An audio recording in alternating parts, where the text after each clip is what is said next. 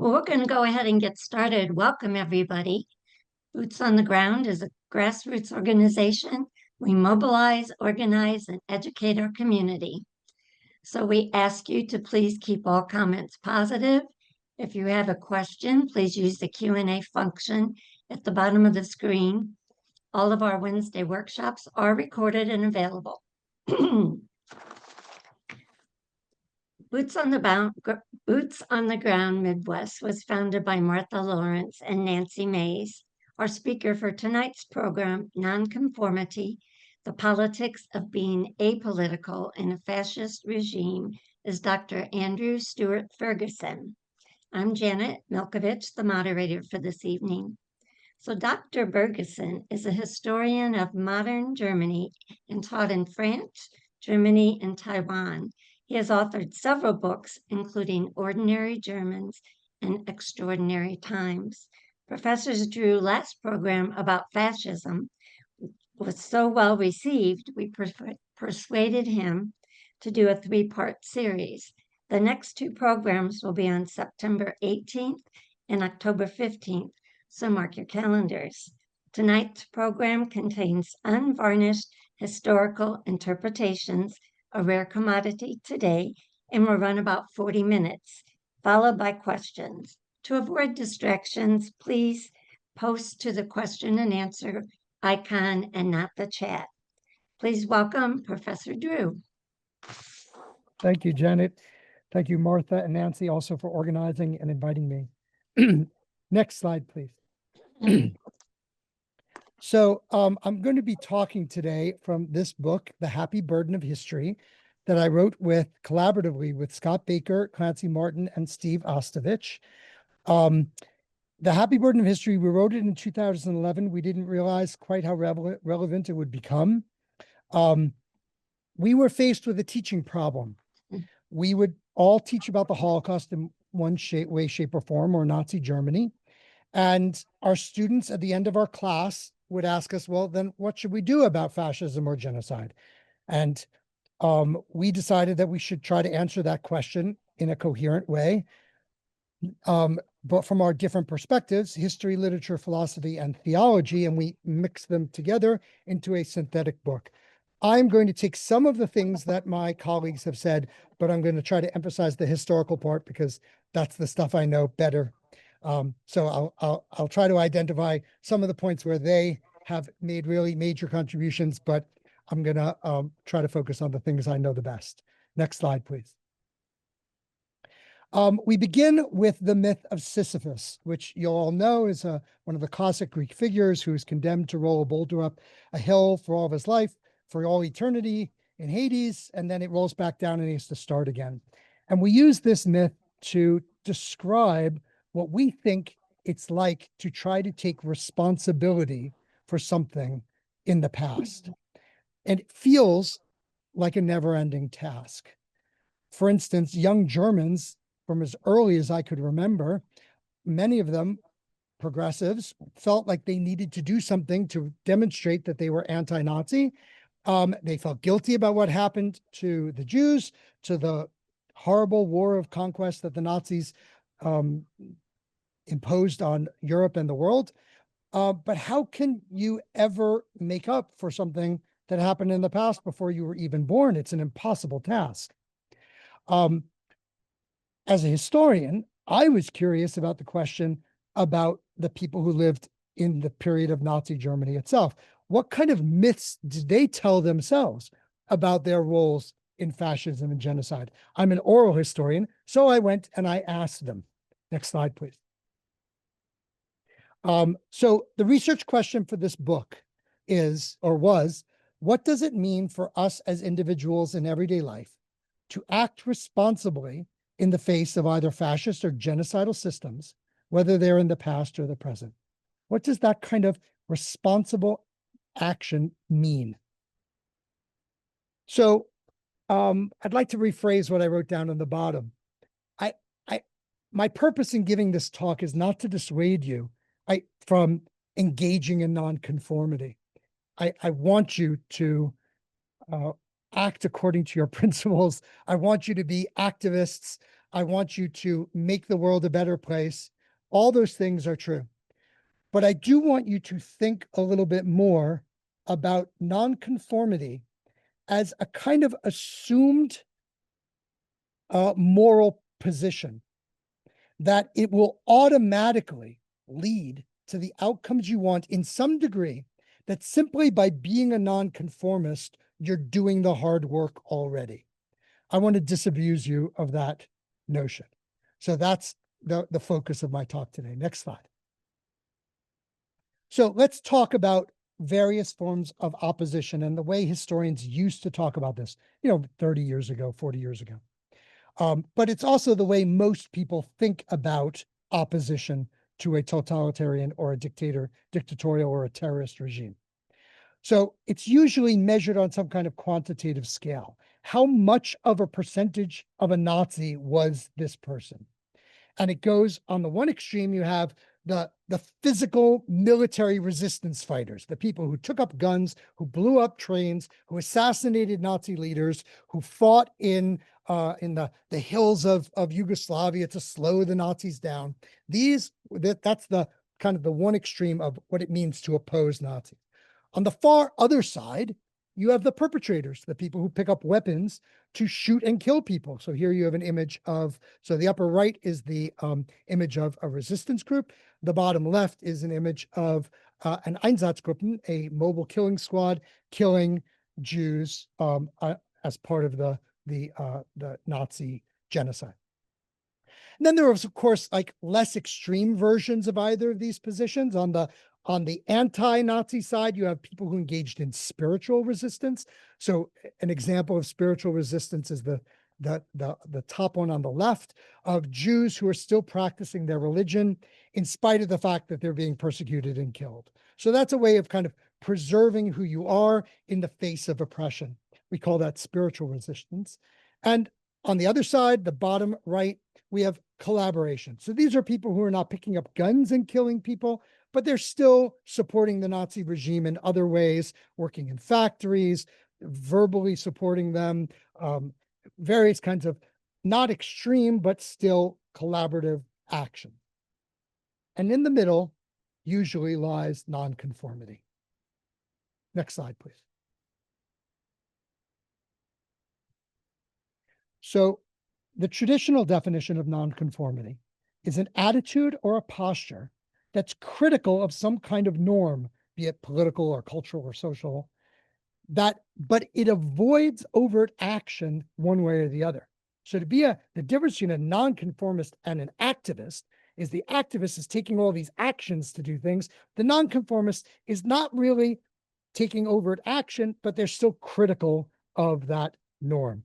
So these are two images from one of my interview partners who, even though he had to sit, he's the one who's right under the Nazi flag. He's kind of looking away. And he always said, I got caught. Isn't that funny? I got caught under the Nazi flag, even though I didn't like the Nazis. He's also the same figure in the bottom image where all the other soldiers are looking proudly at the camera, he's looking askance. So these are examples of nonconformist action. The assumption that I want you to question is whether that kind of criticism constitutes an ethical commitment in some kind of meaningful way. I think we, as progressives, we like to imagine that simply being a nonconformist is somehow putting us on the right side of history. Next slide. So let's trace back this notion about nonconformity to some of its modern roots.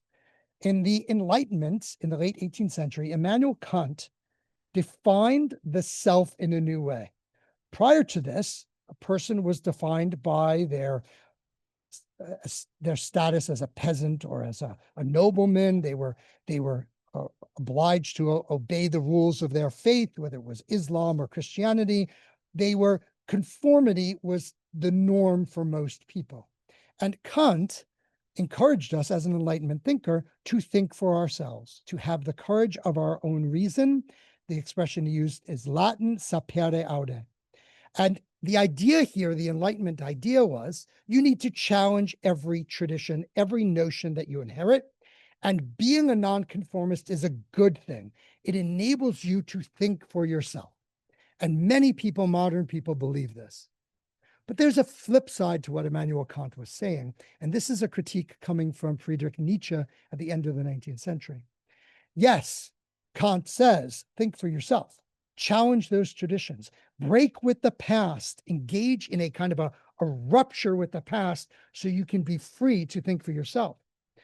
But, and this was the big but, Kant then said, once you figure out what the right thing is to do, he called this a categorical imperative. We don't have to get into the details of his philosophy, but once you decide that something is you have a categorical imperative to act in a certain way, then you must take action always and consistently. You have to be pure in your conformity to your own reason. Next slide. In other words, we are all nonconformists to tradition as modern individuals, but we're supposed to be active conformists to our own reason. And this creates a paradox. Next slide. We see this kind of nonconformity at work in the artistic avant-gardes of the late 19th century. So I put up a Pablo Picasso painting. Prior to the modernists of the 1870s, Picasso was at the turn of the century, but prior to the modernists, the idea of art was that you conform by and large to the genius of prior tradition. And the avant-garde artists said, no, we need to challenge all those things. We need to break with tradition. So with Picasso, you see the breaking of traditional perspectives. So you can see multiple perspectives on each face at the same time. The whole thought, the idea of depicting reality with 3-point vanishing points. I'm not using the correct artistic language here, but the creation of this verisimilitude of reality on a painting, that you break with that in order to get people to see differently. The example we use in our book is from German expressionist theater right around World War I. Walter Hasenclever created a play called Der Sohn, the Son. He wrote it in 1912 and he produced it, and it was first on stage in 1914. And it's the story of the revolt of a son versus the father. So this is clearly a nonconformist storyline. But what really made it nonconformist is he totally challenged all the assumptions of how plays operate in terms of coherent dialogue and storyline and characterization and staging. And I'm not the specialist here. This was the work of Scott Baker, but I can assure you that there are lots of ways that he was challenging what theater goers expected on the assumption that if you change art, if you're nonconformist in the way that you change art, it's going to change society. You're going to improve human beings. You're going to make them better human beings. Now, the interesting thing about Hasenclever is that his play did not last very long and it closed rather quickly. Next slide. That brings us to the political avant-garde movements. So I could mention many others like the communists or the feminists, but here let's focus on the Nazis. They were also nonconformists. They were revolutionary in their desire to transform society so that it's based on dictatorship and race. It was based in a resentment against Jews, against capitalism, against communism, but it was utopian in its vision. It wasn't looking back, it was looking forward towards the creation of a new kind of world order, which they then implemented in a global war for living space and for the extermination of Jews. So we've got a problem as people who want to make the world a better place. If you believe that you're an anti-fascist, how do you reconcile the fact that the Nazis also saw themselves as nonconformists? How can both anti-fascists and pro-fascists think of themselves as nonconformists if their nonconformity is supposed to be an ethical commitment in and to itself? That nonconformity is kind of like the prescription to save the world from fascism. Next slide. What we did was we redefined nonconformity. We moved it from a quantitative definition of how much of a Nazi you are to a qualitative definition. Instead of saying what are nonconformists, or saying what nonconformists are, we ask the question, how do we perform our nonconformity? And what we discovered is that nonconformity, more often than not, is a posture of critical distance from all politics. So I found this meme on the web, statement, I'm apolitical, translation, I'm privileged and unaffected if not benefiting from current politics. So the word you would probably associate with it is apolitical. We're using the word nonconformity because we think that this word also involves in a certain self-deception. So yes, when I say I'm a nonconformist, I'm saying I'm keeping my critical distance from politics. But at the same time, I'm actively moving in and out of political postures on a situational basis, in some cases, purely for my own benefit, but in other cases, not. This is my connection back to the last webinar about self-deception. Nonconformity involves self-deceptions about the nature of our own commitments. Next slide, please. So let me start telling stories. My first story for my interviews was my very first interview partner in the town of Hildesheim in north central Germany, where I did my dissertation many moons ago. So I first met Theodora, that's not her real name, in 1991, and we conducted interviews. And she told me the story of her life. This, by the way, this photo was from much more recently. I proceeded to do a whole other article about her a few years back, and she was still alive. She lived to be 101. So this was right before she passed. So the first thing I want to tell you about Theodora is that she was born into a family that prided itself on being both German nationalists and apolitical. Her father didn't like Hitler very much before Hitler got elected and worried that he was going to be a disaster for Germany. Her mother thought Hitler was a good guy and she supported him. So already in her home, Theodora had to balance between two different political positions in her parents. She also learned to be apolitical because her father gave her a German nationalist flag. It was black, white, and red, as opposed to the black, red, gold of the Weimar Republic.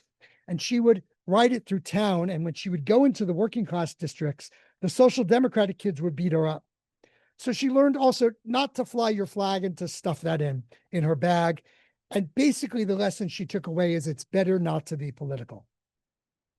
Nonetheless, 1934, Theodora joins the Association of German Girls, which was the girls' version of the Hitler Youth, which was a Nazi political organization creating a single youth group organization for all Aryans, excluding Jews, of course. And she didn't really want to join, but when she did join, she was rewarded for her talents. And she very quickly decided that they encouraged her to become a leader.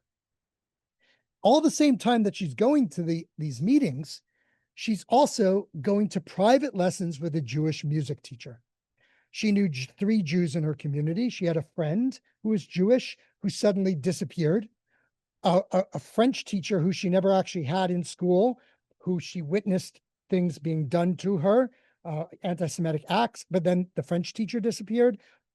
The music teacher also was removed from her job, but Theodora, her father said you should go take lute lessons from her in private, and she did. So notice what's going on here. Sorry, that's my cat. Notice what's going on here. At the same time, Theodora is going to Nazi organization meetings and going to visit a Jewish music teacher at the same time. They all disappear. And when Theodora explained, I said to her, what happened? She said, oh, I got this nice postcard from my Jewish friend from Palestine, and it said heartfelt greetings at the end, which Theodora used to imply that there were no hard feelings kind of thing.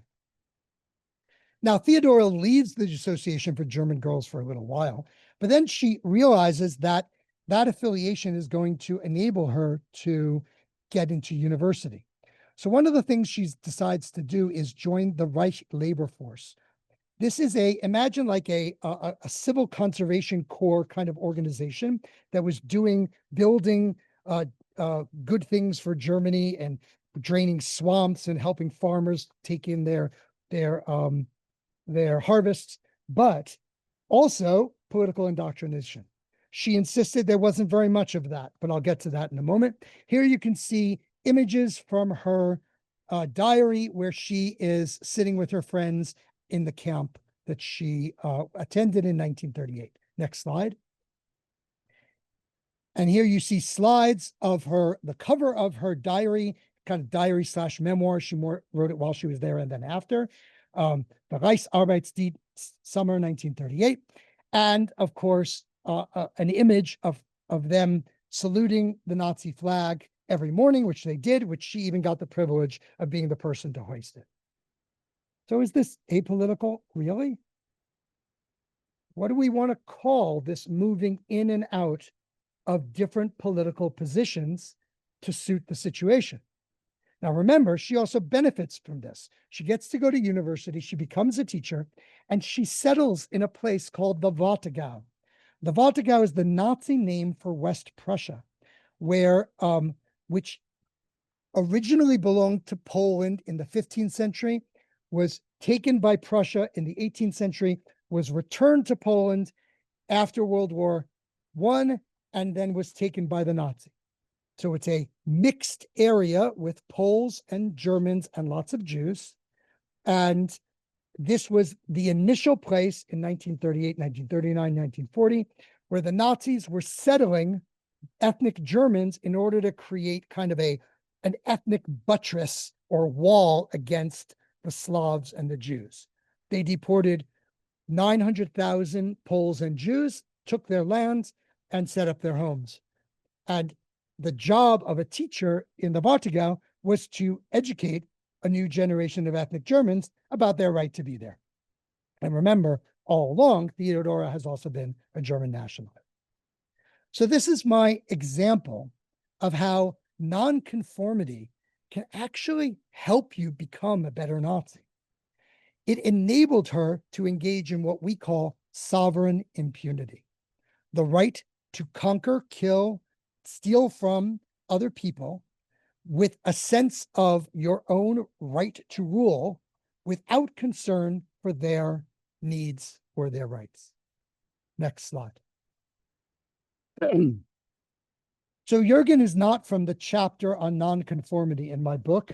Have it here for you. It's from the chapter on irony, but I don't think I'm going to do a lecture on that one. So I wanted to include him in here because it's a great story. Janet, do I have time for it?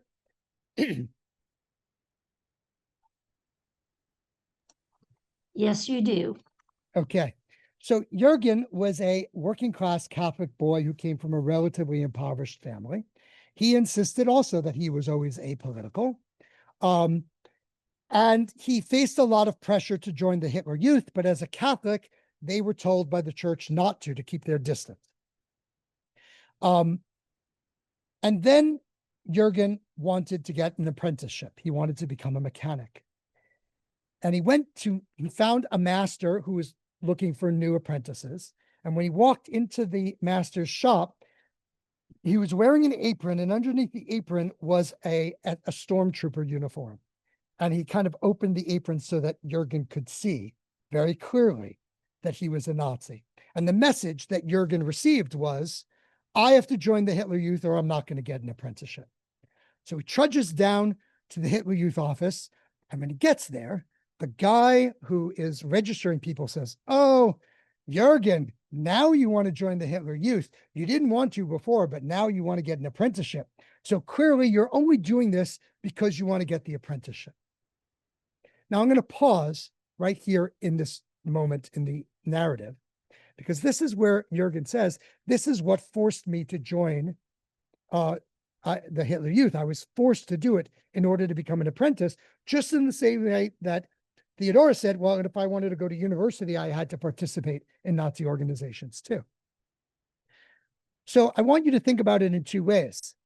Number one, why is he telling a Jewish New Yorker, a kid in the 1990s, 20 something, this story when I came to interview him in Hildesheim in the 1990s?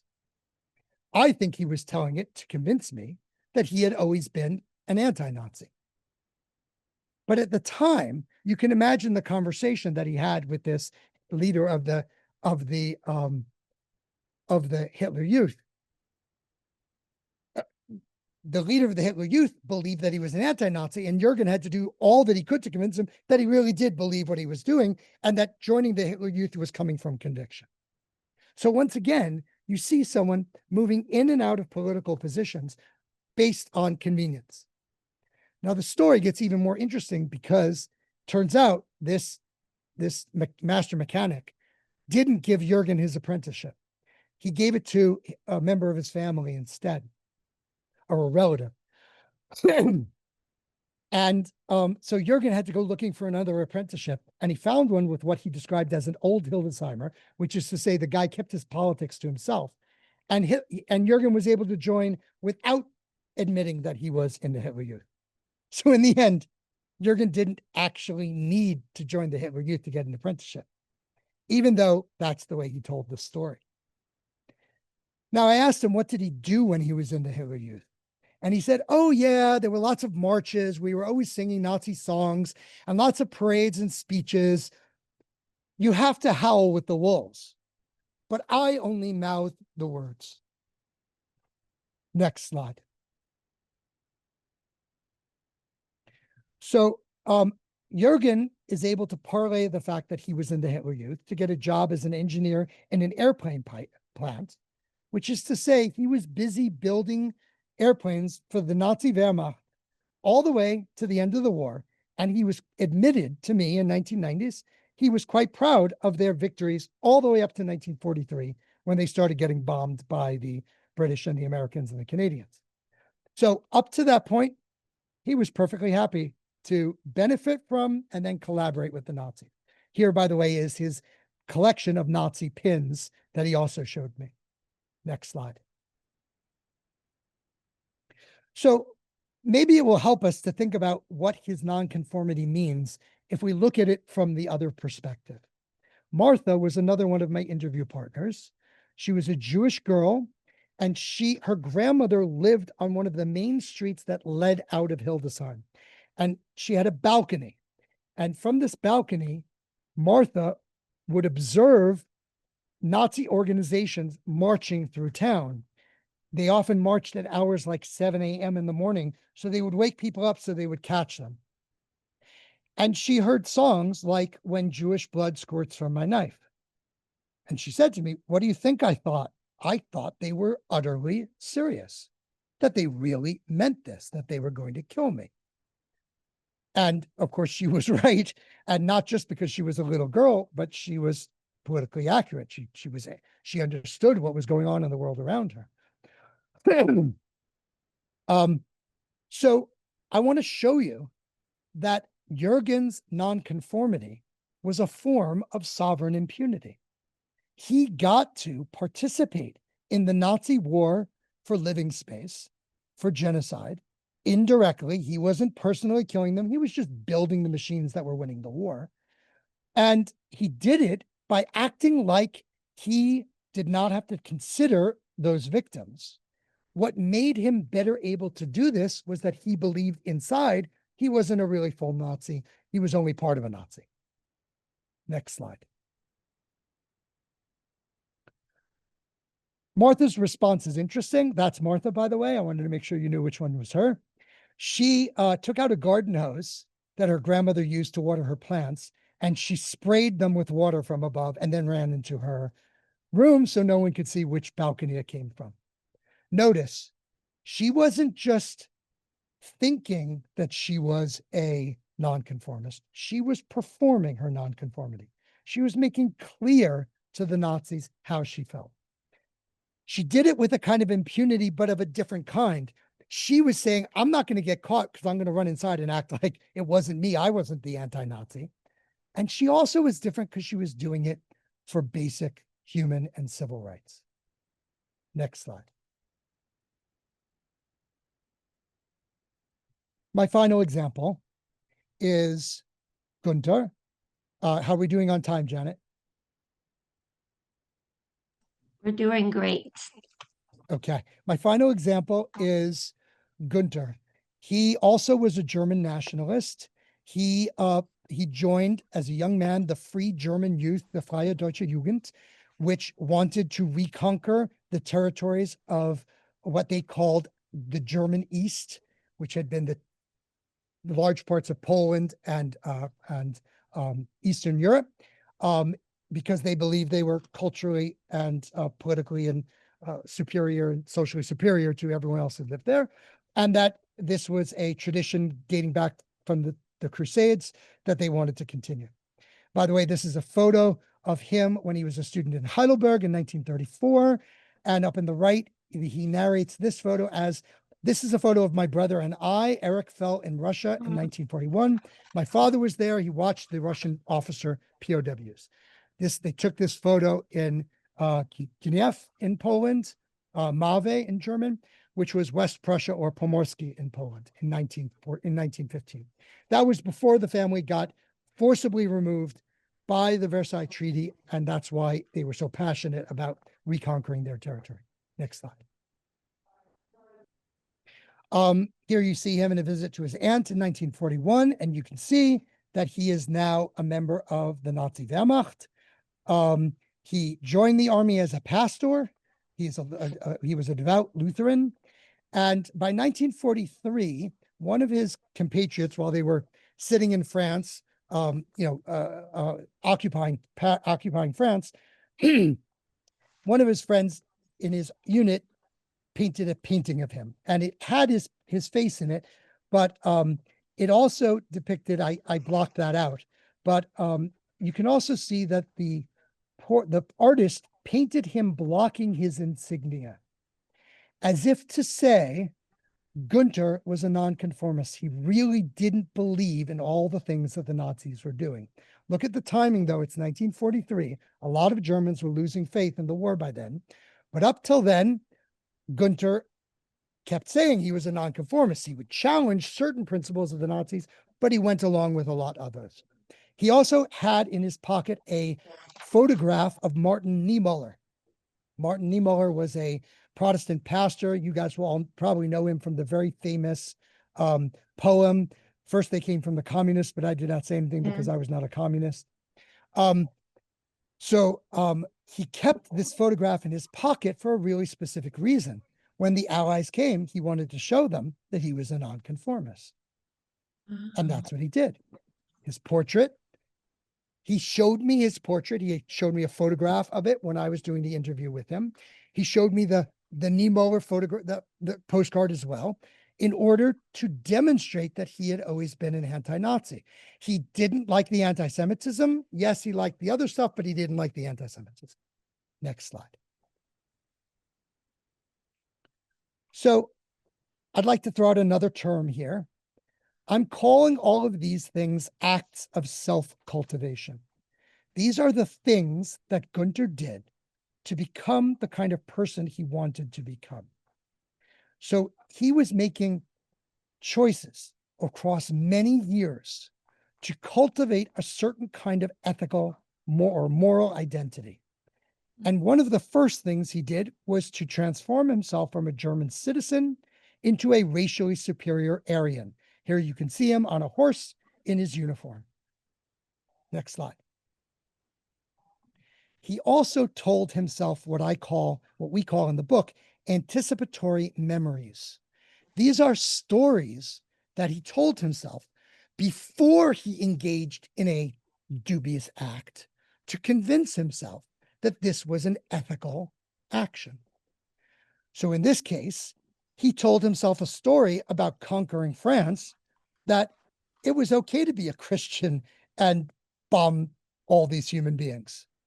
So this story was designed to serve as an explanation for his actions certainly as an individual, but I also wonder, as a pastor, he had to have thought about it in terms of his identity as a Christian, in order to justify the massive human suffering that he saw around him. So this is a picture of his unit marching through France, and he simply couldn't ignore the human suffering. Next slide. But all along, he's telling himself self-deceptions.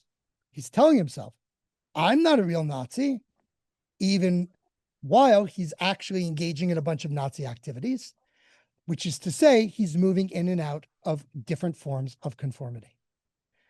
Bottom line, Gunther enabled Hitler, helped contribute to Hitler's war for living space, for Lebensraum. Next slide. Here's going back to this definition of sovereign impunity that I've mentioned. Let me define it now really precisely. It is the right to the claiming a posture that claims the right to rule over others, in Gunther's case, as a racially superior Aryan, without regards for their rights or their needs.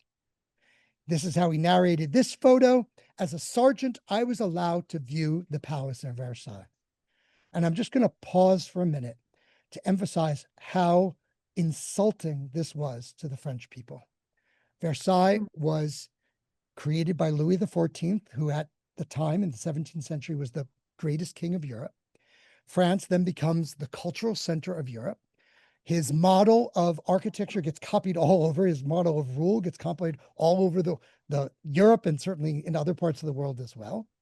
It was the height of French power. And of course, when World War I is completed and the Germans are defeated, France, the Allied powers meet in Versailles to impose the Treaty of Versailles on the Germans. So this was revenge for the Germans. This was saying, we are undoing what you did to us, and we are better than that French culture. This was a claim of sovereign impunity. Next slide. And yet, he claimed he was non-political. Reality, he moved dynamically between different positions based on interests that were about his self-cultivation. Some of them were selfish in the traditional sense. Some of them were just self-oriented. They were things that made him good about it. He feel good about himself. Next slide. So in conclusion, these are the questions that I'm trying to have you think about. What did Hitler think about ordinary Germans who pretended to be Nazis? Did he need Germans to be intentional Nazis, the ones who believed his ideology 100%? Did nonconformity hurt or harm his regime? My answers to these questions are that Hitler ultimately wanted people who conformed to his ideology, but he was willing to worry about that until after the war. Right now, he wanted people who just did what they were told and collaborated enough so that his war could succeed. To my mind, nonconformity actually helped him succeed because it made Theodora, Gunther, and Jürgen all feel good enough about themselves that they were morally coherent individuals, that they didn't have to think about the consequences of their actions. Next slide. So, last epilogue to the story. Are there counterexamples in my book? And we give a few. So Sarah and Tilly are two little girls. They were, old when I met them, but they were very young during the 1930s under the Nazis. And they both described how terrifying it was to have to go home from the Jewish elementary school, because all around them, adults, but also Hitler Youth, young people, would attack them and say horrible things, spit on them, and they felt threatened and endangered. And it was traumatic for them. In some cases, so traumatic that they still suffered from what we would today call PTSD afterwards. Ruth had a different experience, though. She was coming home one day, also a little girl. She was coming home one day from riding her sled, her sleigh, as she said, because she was in a British country. And the attack came. So she moved to a British country, I should say. She was in Hildesheim at the time. And a group of Hitler Youth came over and started bullying her and threatening her with violence and saying horrible anti-Semitic things to her. And she was terrified.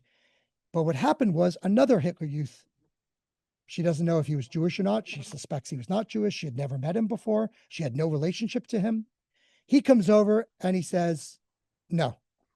And he tells the other boys to go home. And she then runs away and she gets home safely to her mother. Now, this is an interesting question. Like, how did this anonymous Hitler Youth get away? Was he defending a Jewish girl? Or was he simply defending a girl from bigger boys? Or did he just not like violence? We don't know. I don't have his story. I can't tell you the answer to the question. And if you believe my interpretation for this talk, it was probably a little bit of all of these things at various times in his life, because he probably was a nonconformist too, who moved in and out of political positions, as most of us are. But there's a difference here from what he was doing as compared to what Jürgen, Theodora, and Gunther did. He engaged in nonconformity for humanistic reasons. Maybe we could call it a civic impunity or a humanistic nonconformity. But one way or the other, he was standing on the side of the victims. When I was preparing my talk here, I went back and I read my own chapter. And I want to read from a quote that we have at the beginning of this chapter from Johann Baptist Metz, who is a Protestant theologian. He was a soldier during the war. He spent all of his life thinking about his responsibility for the Nazi regime and genocide. And in his article called Messianic or Bourgeois Religion from 1981, this is the quote: "Love does not consist in its refusal to take sides, but rather in the way it takes sides. That is, without hatred or hostility towards people." So I would like to conclude, but I don't want you to walk away from this talk believing that you know what's right and wrong to do in any situation. I don't want you to believe that you have interpretive closure here. What that boy did, what that anonymous Hitler Youth did, probably was very, we know it was risky. It might have had real consequences for him and his family.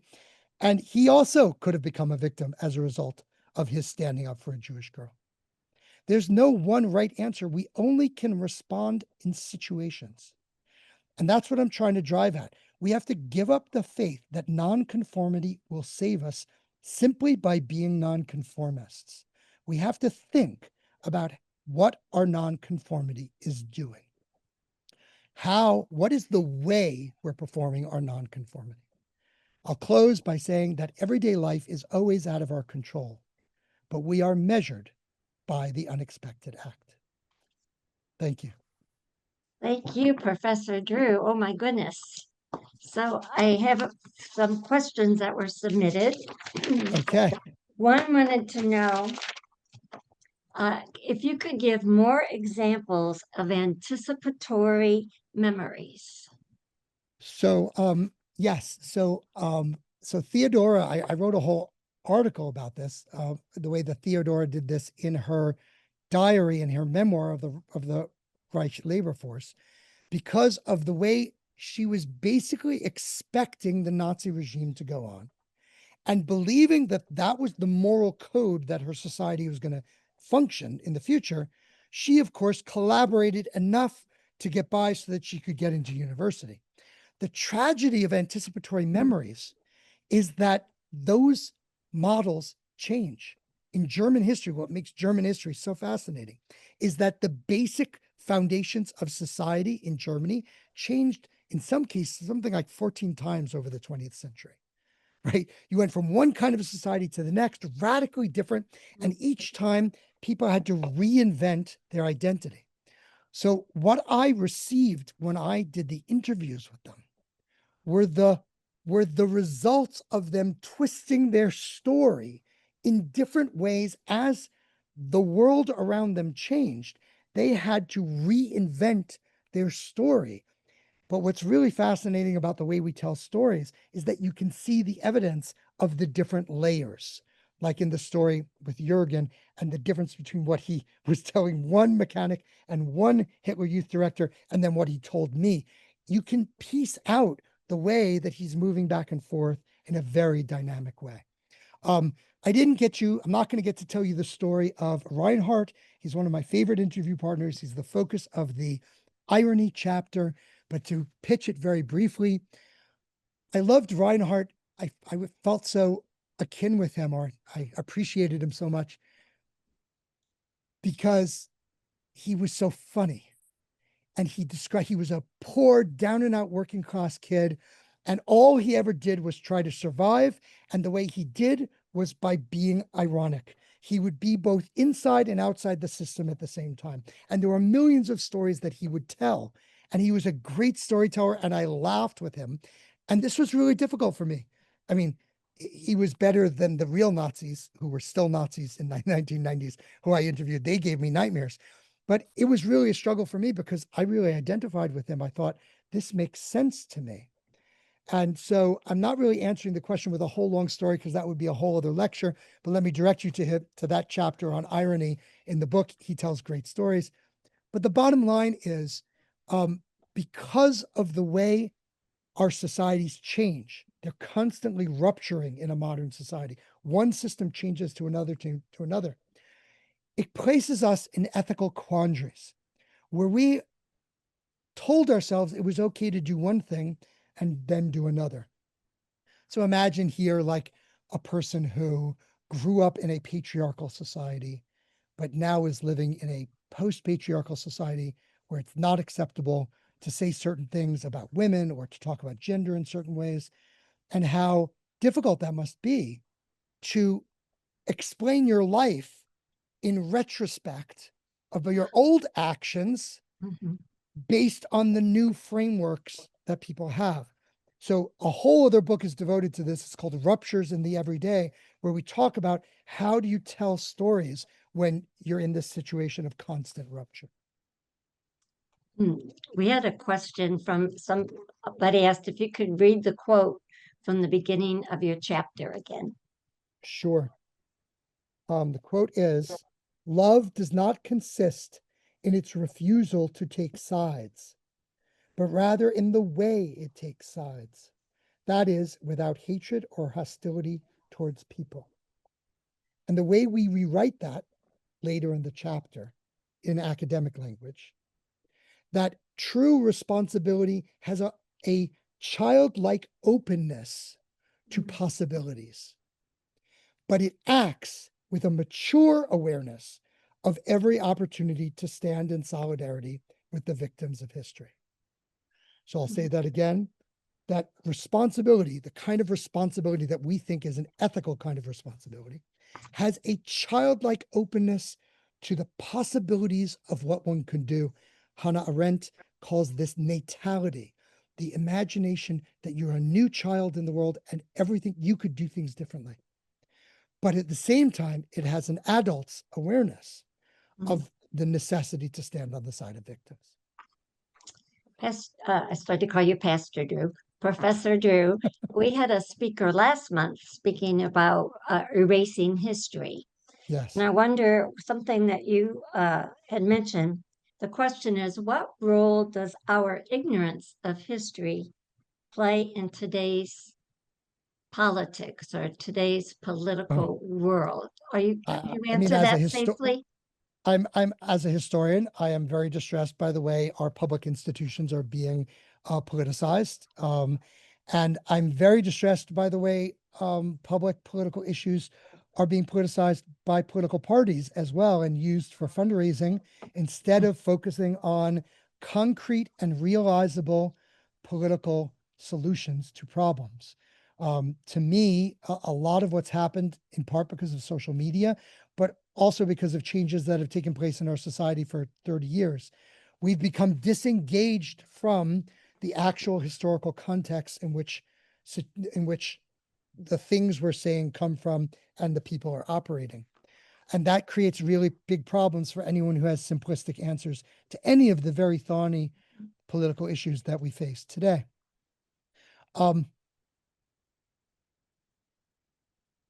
I would say that I think the solution, so I know you're what you choosing your words very carefully. I'm trying to say it carefully. As a historian of everyday life, the reason why I tell stories about ordinary people is that it encourages us to think about what we can do in our actual lives instead of getting lost in rhetoric about large scale politics. That, yes, I definitely want you to write your letters of protest. I want you to say all the things, do all the things that you feel are required to make an ethical stand in defense of your democracy and your society. I totally believe you should do that. But I'm interested in those moments when we're not part of groups, when we're not organized, when we're alone on the street and we're facing impossible choices between, do I stand up for someone or do I not? And I want you to imagine yourself. I do want you to imagine yourself as a nonconformist to violence, but I don't want you to imagine that nonconformity in itself is going to be good and is going to help the system. I want you to remember that nonconformity has lots and twists of turns, and you have to be constantly, maturely aware of the consequences of your actions for your fellow human beings. That accountability and awareness, that's some of us didn't grow up with those ideals, right? And I think also a lot of historians, unfortunately, they like to reduce their scholarship to very simplistic answers of good guys and bad guys. And one of the reasons this book never really sold very much is that its conclusion refuses to say this is the right answer to your ethical dilemmas, students, because we don't believe that there is one answer, because everything is situational. We're all existentialists, the authors of this book. And the moment we latch our hook on something that says, oh, I'm a nonconformist, I'm ethically clean, don't worry, that's a good story I'm going to tell about myself so that I can come back and I say I was on the right side of history. Mm. That's not the way it works. History should be really, really disturbing. And we should be using it to make us think all the time about our actions. Whew. Okay, one more question, I think. And then Martha, you could put up the slide, but this one question, does being a nonconformist, you had said being a nonconformist doesn't put us on the right side of history. Does that apply to what we call good trouble today? Yes, so that was one of the people in a group mentioned good trouble. And if we take that phrase at if we extrapolate the meaning of that phrase, the trouble is the nonconformist part, right? The doing the actions that are going to challenge people to think differently. This is a very modernist notion of what it means to be an ethical individual. I hope you get that now by seeing my presentation. But Nazis believe that they're nonconformists too. And I bet you'll find a lot of people on various sides of the political spectrum today who would insist that they are challenging the authority in a way that's good for society, to make society better. So the good part, I would say, has to be defined a little bit more clearly when we say good trouble. And for me, that means always thinking about standing on the side of the victims. My one caution there, before you jump ahead and decide, oh yeah, now I am on the right side because I've stood on this side of that or that side of the victims, is that more often than not, there are more than one victim. Well, you gave us a lot to think about. There was a group that had to leave early because of a program, but they all were asking if they could watch your program. So we want to remind everybody it's available. It will be available tomorrow. Boots on the Ground Midwest YouTube channel. We had so many regrets coming in here. Oh, got to go for here.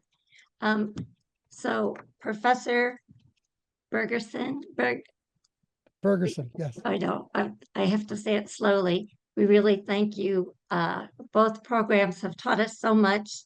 You're helping us to realize the importance of critical thinking, the importance of searching out history from both sides. And it's never out of fashion to do the right thing and do good for others, to be helpful. Right. So I thank you for that.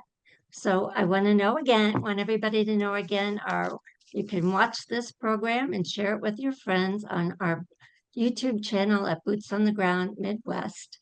We are a self-funded organization, so if you would like to support our work, to preserve democracy, consider a donation on our website or using this QR code. We have a lot of people saying, thank you, Professor. Thank you very, very much, Professor Drew. My pleasure. Bye, everybody.